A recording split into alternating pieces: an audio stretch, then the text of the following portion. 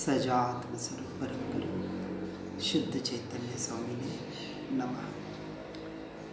स्यद्वादिनय षट द्रव्य गुण पर्याय और प्रमाण का जड़ कर्म चेतन बंध का अरु कर्म के अवसान का कह कर स्वरूप यथार्थ जग का जो किया उपकार है उसके लिए जिन वाणी माँ को वंदना शतवार है, वंदना शतवार है। समझावन उपकार शो समझे जीन स्वरूप समझे निज स्वरूप। उपकार उपकार उपकार उपकार उपकारी के उपकार मानने में अटक जाएंगे तो स्वयं पर स्वयं का उपकार करने में पीछे रह जाएंगे। इस मार्ग को देने वाले जिनके द्वारा हमने पाया है उनके उपकार को दिन भर वर्षों वर्षों तक जन्मों जन्मों तक याद करने की जरूरत नहीं है। एक बार याद कर लिया कि उनका उपकार ही है, उनके उपकार से ही मैंने पाया है, वो कहाँ टंकोत किरण होता है? हृदय में टंकोत किरण होता है। व्यवहार की अपेक्षा से कथन है सारे, लेकिन जो उन्होंने बताया है, जिस मार्ग पर चलने के लिए विशेष पुरुषार्थ करने पर जोर दिया है और सिर्फ बताया नहीं है, वो खुद चले हैं। क्योंकि जिस मार्ग पर जो चलेगा उसी मार्ग की प्ररूपणा करेगा। सोने की दुकान वाला आपको कपड़े का मार्ग कपड़े नहीं बताने आएगा। आपको सोना चाहिए तो सोने के दुकान पे जाना पड़ेगा, कपड़े के दुकान पे सोना नहीं मिलेगा। तो महापुरुषों ने, हमारे ऋषि मुनियों ने, हमारे सद्गुरुओं ने, ज्ञानी पुरुषों ने शास्त्रों के द्वारा, शब्दों के द्वारा जो कथनचित अपेक्षा से जितना भी कथन किया जा सके व्यवहार और निश्चय की अपेक्षा से बताने का प्रयास कर दिया। इससे बड़ा कोई उपकार और नहीं है। अब जो बताया गया है उनका सच्चा विनय क्या कि वो जो बता रहे, जहाँ उंगली निर्देश कर रहे हैं वहाँ हमें दृढ़ता करने का प्रयास और पुरुषार्थ करना है। ये उनका विनय है, ये परम विनय है, ये उनकी परम श्रद्धा है, ये उनकी परम भक्ति है। इससे परम तत्व तक हमें पहुंचना है। इस बात को यहाँ बताने का जो ये सप्तभंगी हमने देखी, इसी अपेक्षा से कि हर अपेक्षा को उस अपेक्षा से समझो और किसी भी अपेक्षा में अटकना। सारी अपेक्षाएं क्यों खुली खुली करके बताई जा रही हैं कि जो हेय है, जहाँ से छूटना है, जहाँ उपयोग ये भटक रहा है वहाँ उस उपयोग से छुड़ाकर जहाँ स्थिर करना है। ये सारा व्यवहार का कथन पर्याय में घटित होता है। द्रव्य में कुछ भी नहीं करना है, द्रव्य तो जैसा का तैसा है। तो अपने में आने के लिए क्या करना है? तो कुछ भी नहीं करना है, क्योंकि अपने में तो है। तो करना क्या है? पर से हटने के लिए सारा ये पुरुषार्थ है। आज दिन तक क्योंकि जीव का पर का इतना अभ्यास हो चुका है कि पर में एकत्व करने के लिए एक क्षण भी नहीं लगता, और जो जीव स्व है उसमें एकत्व करने के लिए इतने वर्षों, इतनी आराधना, इतनी साधना, इससे बड़ा आश्चर्य क्या होगा? है कोई आश्चर्य? बताए मुझे तो कोई इस तीनों लोक में शायद ही इससे कोई बड़ा आश्चर्य होगा कि पर में एकत्व में मेरापना करने के लिए एक क्षण, और यहाँ जो अपनी वस्तु है, जो मैं हूँ, यहाँ ज्ञानी पुरुष चिल्ला चिल्ला कर पुकार कर बार बार अपना भीतर भीतर भीतर से पुकार रहे हैं, फिर भी जीव उसको यथार्थ रूप से ग्रहण नहीं कर पा रहा है। इसलिए कहा कि जिसका निर्धार करना है, जिसको प्रकाश को प्रकाशित करना है। अब ये भी बहुत आश्चर्य की बात है, आश्चर्य है भाई। प्राप्त की प्राप्ति बताएं, प्राप्त ही है और कह रहे कि प्राप्त करो, खोजो उसे। अरे है भीतर, बस स्वीकार कर ले एक बार कि मैं हूं और पर है, पर मैं नहीं हूं और मैं पर नहीं हूं। इतना टंकोत्कीर्ण, इतना श्रद्धान, और इसी श्रद्धान को दृढ़ करने का सारी जो अभ्यास है, यही साधना और आराधना, यही व्यवहार धर्म है। इतना सा व्यवहार धर्म, निश्चय धर्म वास्तविक कहा गया है। निश्चय के लिए कुछ नहीं करना है।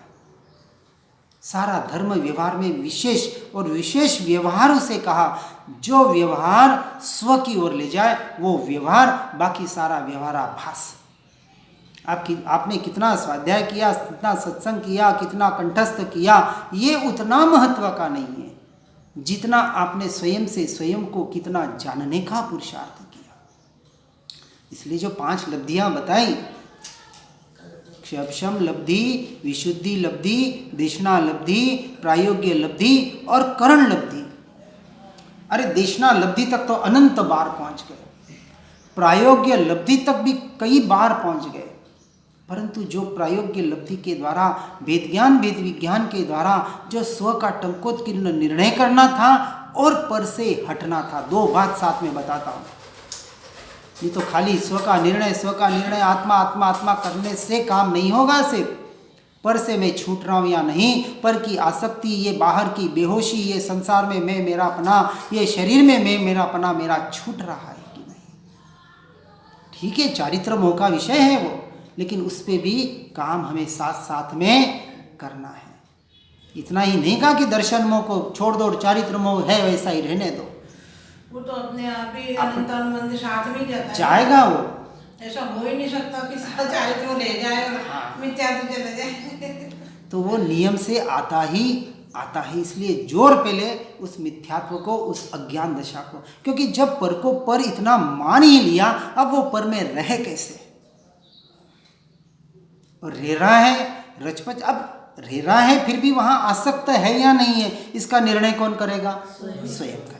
वो उसको अपना निर्णय करना है और पर से छूटने का भी साथ में प्रयास करना है। निर्णय का मतलब ऐसा नहीं, अब क्योंकि एक एक अपनी अवस्था है। अब वो 70 साल तक कह रहा है कि क्या करे, कर्म का उदय है, नहीं छूट पा रहा हूँ। अरे भैया, अब इसको तो क्या कहें। अब वो वहाँ उसके पुरुषार्थ की कमजोरी है। वहाँ कोई प्रारब्ध हो, यदि कर्म को और प्रारब्ध को और बाहर, तो वो कहीं ना कहीं अपने आप को छल रहा है। जहाँ उसकी उपयोगिता नहीं है, फिर भी जबरदस्ती वहाँ कुंडली, कहते हैं ना, कुंडली मार के बैठा हुआ है। बेचारे वो घर वाले कहते हैं कि कब ये जाए और हमें शांति मिल जाए।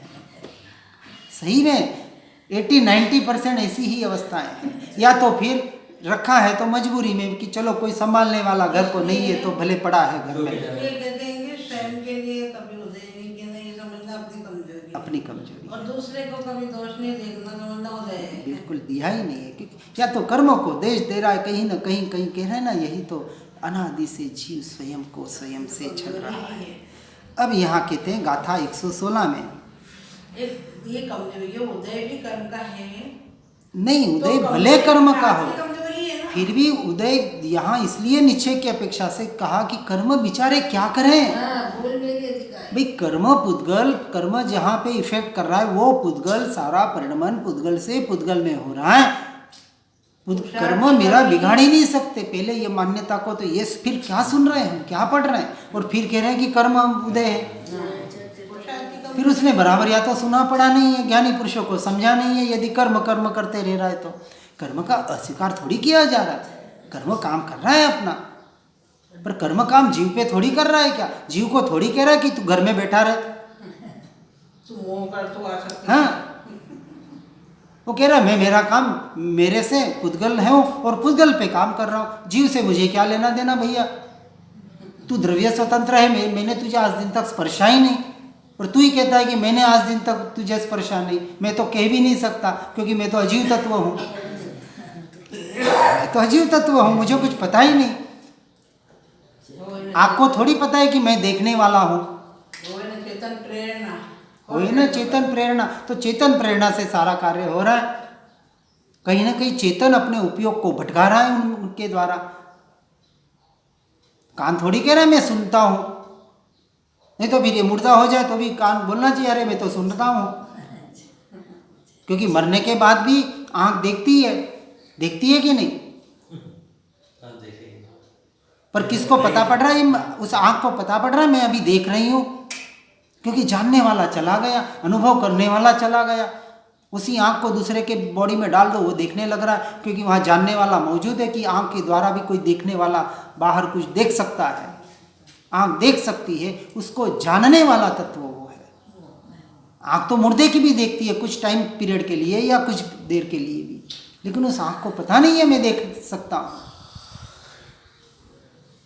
तो तत्व, उस तत्व को जानना है, इसलिए इंद्रियों से हमें इस इंद्रियों के विषयों से हटना ही पड़ेगा। और मनुष्य आदि पर्याय में यहाँ आचार्य देव कहते हैं यही ऐसी कोई शाश्वत पर्याय नहीं है, क्योंकि संसारी जीव के स्वभाव निष्पन्न क्रिया नहीं हो सो बात नहीं है। अर्थात विभाव स्वभाव से उत्पन्न होने वाली राग द्वेष भय क्रिया अवश्य है, उसका निषेध नहीं कर रहे हैं। और यदि परम धर्म अफल है तो क्रिया अवश्य अफल नहीं है। अर्थात एक वितराग भाव ही मनुष्य आदि पर्याय रूप फल उत्पन्न नहीं करती, राग द्वेष में क्रिया तो अवश्य वह फल उत्पन्न करती है। कर्म, कर्म के फल ये देने वाले कौन है? ये राग द्वेष के भाव है। वो वितराग भाव कभी भी फल उत्पन्न नहीं करा सकता। तो कर्म बंध का कारण इसलिए कहा यदि कर्म बंध से छूटना है तो उस वीत राग भाव को प्रकट कर अपने भीतर, जो ऑलरेडी प्रकट है पर पर्याय में उसे प्रकट करना है स्वभाव में। वीत राग कहा, वीत द्वेष नहीं कहा, क्योंकि राग है तो नियम से द्वेष है। अब इस राग का दृष्टांत देने के लिए कहा कि गौतम स्वामी का राग भी महावीर स्वामी के प्रति का केवल ज्ञान में अटकाया, उनको अटकाने का काम कर रहा था। वो तो ठीक है, उनको सब पता था, वो महावीर स्वामी को भी पता था, सब था, उनकी योग्यता सारी थी, लेकिन हमारी दृष्टि कहाँ है? हम किस दृष्टि से उस, क्योंकि देखो बिना नयन पावे नहीं, बिना नयन की बात। एक ही दृश्य में आप किस दृष्टि से देखते हैं वो दृष्टि आपकी होती है। क्या उस राग को आप स्वीकार कर रहे हैं तो आपकी दृष्टि राग को स्वीकार कर रही है। कि गौतम स्वामी, देखो गौतम स्वामी ने राग नहीं किया तो आप राग को स्वीकार कर रहे हैं, आपकी दृष्टि रागमय है। लेकिन वही जिसकी राग में दृष्टि छुटी है वो कहेगा अरे गौतम स्वामी की भी वो प्रत्यक्ष तीर्थंकरों के प्रति की वो दृष्टि वो प्रमाद का कारण बन रही थी, तो मैं कितने प्रमाद में हूँ अभी। अगर किया ना तो वो तो नहीं, वो तो माना ही जाएगा कि गलत है, लेकिन होगा तो सही ना, होगा। अब चर्चा नहीं है ये विषय, अपने दृष्टि का विषय है। होगा कि नहीं होगा ये बता। आप अगर एक नहीं होगा, नहीं होगा, बिल्कुल नहीं। एक चोपड़ी का जाएगा नहीं, बाकी 3 चोपड़ी होगा कि नहीं होगा? बाकी 3 चौकड़ी होगा, और यदि हो रहा है करेगा नहीं होगा, हो भी रहा है तो वो कमजोरी है। हाँ, तो कमजोरी को स्वीकार करके उसको निकालो ना। जो देखो हम बार बार कह रहे हैं कि जो कमजोरी है उस पर जोर दो निकालने का। यदि संसार में हम रचपच रहे हैं तो हमारी कमजोरी है, तो इसलिए मैंने कहा निश्चय पे जोर नहीं देना है आपको, उस कमजोरी पे निकालने पर जोर देना है। अगर देव गुरु शास्त्र के प्रति राग है तो क्या वो चौथे गुण स्थान में नहीं होता? तो अपेक्षा से बताया ना, होता है कि नहीं होता? कहाँ ना कहा है उसमें अपन। अरे देव गुरु शास्त्र का राग, देव गुरु शास्त्र का श्रद्धान सम्यक दृष्टि को ही होता है। हाँ, होता ही है वो तो।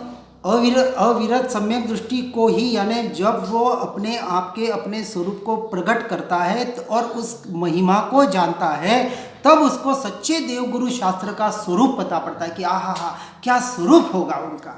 उसकी महिमा उससे ही आती है जिसे स्व की महिमा आती है।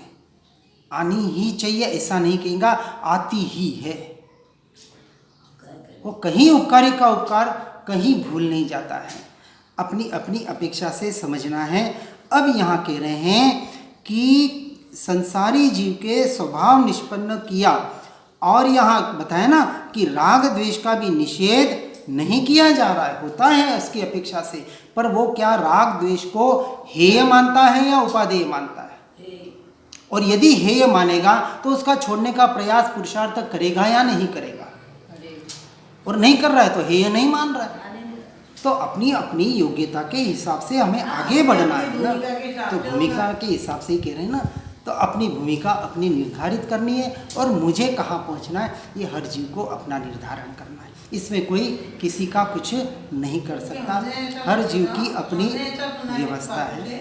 उन्होंने कहा कि अगर आप गुरु का और राग या गुरु का, देखो ऐसा है, आज कोई भी केवल ज्ञानी और कोई है नहीं, छोड़ने जाएंगे इसलिए अपेक्षा तो से अशुभ समझना में चले है। जाएंगे, और अगर छूट जाएगा तो शुद्ध में चले जाएंगे। नहीं, हम कहते हैं शुद्ध में जाएंगे तो छूटेगा। हाँ, तो शुद्ध में जाएंगे। हाँ, शुद्ध में जाएगा तो छूटेगा, नहीं तो कभी नहीं छूटेगा, हम ये कहते हैं। लेकिन उसे छोड़ेंगे नहीं, छोड़ने की कहाँ बात कर रहे हैं। मेरा आत्मा ही मेरा लिए सब कुछ है, ये तो बिल्कुल कुछ नहीं है। देखो, तो अशुभ में चले यदि शुद्ध की अपेक्षा से अशुभ अशुद्ध नहीं छूट रहा है तो ज्ञानी पुरुषों ने कहा कि वहाँ छोड़ने का भी प्रयास करो। संसार नहीं छूट रहा है, अब आप कहेंगे सर ये तो फिर संसार कभी छूटेगा ही नहीं। नहीं, क्यों नहीं? संसार भी तो संसार में भी जितना भी व्यवहार अपेक्षा से बताया, संसार से छूटने का भी बताया गया है शास्त्रों में। ज्ञानी पुरुषों ने हर चीज पर बात प्रकाश किया हुआ है। तो एकांत रूप से उपदेश है। यदि तुझे आगे बढ़ना है हे जीव, बार बार देखो, अभी हमारा द्रव्यानुयोग का विषय चल रहा है, अब इसलिए चारों अनुयोगों को बराबर समझना है। यहाँ हम न तो निश्चयाभासी की बात कर रहे हैं न व्यवहाराभासी की। द्रव्यानुयोग, कर्णानुयोग, प्रथमानुयोग के आधार पर उसका निर्णय करना है कि एक एक अपेक्षा से हर जीव को अपने से अपना करना पड़ेगा, कोई किसी को करा नहीं सकता।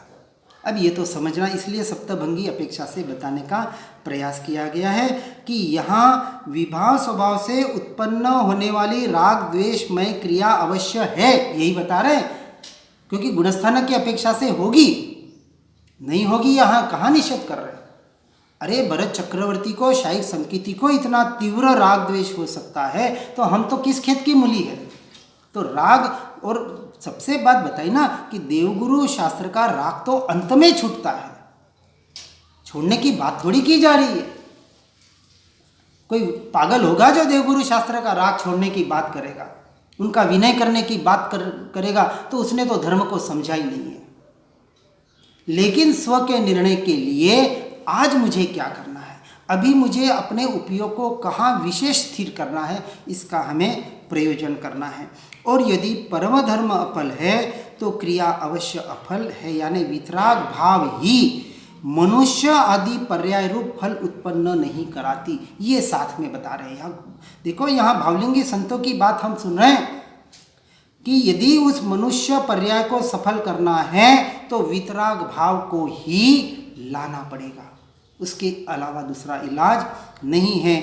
और राग द्वेष में क्रिया तो अवश्य उस फल को उत्पन्न ही कराएगी, पाप और पुण्य का ही बंध कराएगी। अब उसके टीका में अमृतचंद्राचार्य जी कहते हैं, यहाँ इस विश्व में अनादि कर्म पुद्गल की उपाधि के सद्भाव के आश्रय से, किसके, इस विश्व में, हम पूरे तीनों लोक में यह जीव घूम के आया है, अनादि कर्म पुद्गल की उपाधि के सद्भाव के आश्रय कारण से जिसके प्रतिक्षण विवर्तन होता रहता है, यानी विपरीत परिणमन, पलट, ये जो फेरफार होते रहता है, ऐसे संसारी जीव को क्रिया वास्तव में स्वभाव निष्पन्न ही है। संसारी जीव को क्रिया वास्तव में स्वभाव निष्पन्न नहीं है, इसलिए उसके मनुष्य आदि पर्यायों में से कोई भी पर्याय यही है ऐसी टंकोत्कीर्ण नहीं है, क्योंकि वे पर्यायें पूर्व पर्यायों के नाश से प्रवर्तमान क्रिया फल स्वरूप होने से उत्तर पर्यायों के द्वारा नष्ट होती है। यानी जैसे नई नई पर्याय आती है, पूर्व की पर्याय अपने आप विनाश को प्राप्त होती है। यानी अपेक्षा से समझना है, कोई ऐसा कि एक पर्याय विनाश को प्राप्त हुई, उसी समय दूसरी पर्याय उत्पन्न हुई। अब जो पर्याय जारी है, जो पर्याय भूत हो गई, उस पर्याय में न उलझना है और न आने वाले पर्याय की तरफ लक्ष्य करना है। अभी हमें जो वर्तमान में पर्याय है, यही मैं हर वो पर्याय को अपने भीतर ढालने का ये जो पुरुषार्थ, ये जो व्यवहार बताया जाता है। इसलिए कहा कि क्रिया का फल तो मोह के साथ मिलन का नाश न हुआ होने से मानना चाहिए। यानी ये जो क्रिया का जो फल है वो मोह के साथ, यानी मोह के साथ जो मिल जाता है, जो क्रिया उससे मिश्रित होती है, उससे संबंध जोड़ती है, उसका नाश न हुआ होना से मानना। क्योंकि प्रथम तो क्रिया चेतन की पूर्वोत्तर दशा से विशिष्ट चैतन्य परिणाम स्वरूप ही है। क्या बताया? पहले क्रिया चेतन की पूर्वोत्तर दशा से विशिष्ट यानी भेद युक्त, पूर्व की और पश्चात की अवस्था के, यानी एक समय पहले की अवस्था और एक समय के बाद की अवस्था से भेद युक्त ये अवस्था है। और ऐसे भेद युक्त अवस्था से ऐसे चैतन्य परिणाम की वह आत्मा की ही क्रिया चल रही है। उत्पाद व्यय निरंतर वहाँ उस पर्याय में हो रहा है। और ऐसे उत्पाद व्यय का जो स्वरूप है, ऐसा जो चैतन्य परिणाम स्वरूप है, और वह क्रिया जैसे दूसरे अणु के साथ युक्त किसी अणु की परिणति द्विअणुक कार्य की निष्पादक है। यानी यदि एक अणु के साथ दूसरा अणु मिल जाता है तो दो अणु से बने हुए स्कंधरूप कार्य की वह उत्पादक जो तीसरी वस्तु है। ये शरीर बना है, अनंत परमाणुओं का पिंड है, एक उंगली में अनंत परमाणु है, लेकिन फिर भी हर परमाणु कैसा है? स्वतंत्र है। उन परमाणु के संयोग संबंध से, उसकी एकता से जो हमें नजर आ रहा है वो उन अनंत परमाणुओं का पिंड है। उसी प्रकार मोह के साथ मिलित आत्मा के संबंध में मनुष्य आदि का कार्य को निष्पादक होने से सफल ही है। और जैसे दूसरे अणु के साथ का संबंध जिसका नष्ट हो गया है, ऐसे अणु की परिणति द्विअणु कार्य की निष्पादक नहीं है। उसी प्रकार मोह के साथ मिलन का नाश होने पर वही क्रिया द्रव्य की परम स्वभावभूत होने से परम धर्म नाम से कही जाने वाली ऐसी मनुष्य आदि कार्य की निष्पादक न होने से अफल ही है। अब अफल कब कहा गया? जब आपका उपयोग, यही बात बताने का अंत में प्रयास किया कि जब मोह के साथ मिलन का नाश हुआ, यानी ये जो उपयोग पर द्रव्य पर भावों में मैं मेरापना कर रहा था, ये जो उपयोग पर मैं भटक रहा था, ऐसी जो भ्रांति थी, ऐसी जो मिथ्या मान्यता थी, उसका नाश होने पर वही क्रिया द्रव्य की परम स्वभावभूत होने से, यानी वही अब पर्याय कहाँ ढल रही है? निरंतर स्वद्रव्य की ओर ढलने की वजह से उसे परम धर्म नाम से कही जाने वाली ऐसी क्रिया मानी गई। और ऐसी क्रिया बंध का, यानी बंध न कराने की वजह से मनुष्य आदि कार्य की निष्पादक न होने से अफल है। अब वो कोई आपको नया फल नहीं देगी। कर्म के फल, जो कर्म बांधे हैं उसके जो उदय है वो फल अब आपको, क्योंकि नया बंधेगा ही नहीं तो उसका फल आएगा ही नहीं, और आएगा ही नहीं तो भोगने की जरूरत भी नहीं है, तो और आप उसके कर्ता भोक्ता बनेंगे भी नहीं। पूरा साधारण रूप में आपने तो इतना खुलासा कर दिया। नहीं तो ऐसा कहीं ना, नहीं, मैंने कुछ नहीं किया, मैं तो क्या खुलासा करूं? ज्ञानी पुरुषों यहाँ जो बता रहे हैं उसी को हम थोड़ा बताने का प्रयास कर रहे हैं। और जो ज्ञानी की क्रिया है वो अफल है। हाँ, बिल्कुल वही बात बता रहे हैं ना। तो पहले ज्ञानी होना पड़ेगा, ज्ञानी की अफलता को प्राप्त हो। इसलिए कहा ना, ज्ञानी के भोग भी निर्जरा के कारण बन रहे हैं, लेकिन ज्ञानी भोग रहे, इसलिए भोगने मत लग जाओ। ये बताने का प्रयास किया जाए। पहले ज्ञानी बनना है, और ज्ञानी बनने के लिए ज्ञानी पुरुषों ने जो मार्ग बताया है उस मार्ग को यथार्थ रूप से समझना पड़ेगा, उस मार्ग पे जैसा का तैसा चलना पड़ेगा। अब इस अपेक्षा से समझकर, पर द्रव्य पर भावों से हटाकर, संसार से छूटकर, सर्वसंग परित्याग करके एकांत में जाके, एकांत में यानी ऐसे निवृत्ति स्थल में जाके अपना काम करना, अपने से अपने में रहने का पुरुषार्थ करना, यही एकमात्र इस मनुष्य भव की सफलता है। हर जीव इस मनुष्य भव को सफल बनाने का प्रयास और पुरुषार्थ करे। इसी भावना के साथ जिनाज्ञा विरुद्ध कुछ भी कहने में आया हो तो मिच्छामि दुक्कडम। जिन वाणी के ज्ञान से हो सम्यक श्रद्धान, हो चारित्र महान और पाऊं पद निर्वाण। ज्या वाणी के ज्ञान से सूझे लोकालो, सो वाणी मस्तक नमो सदा देत हूँ थो।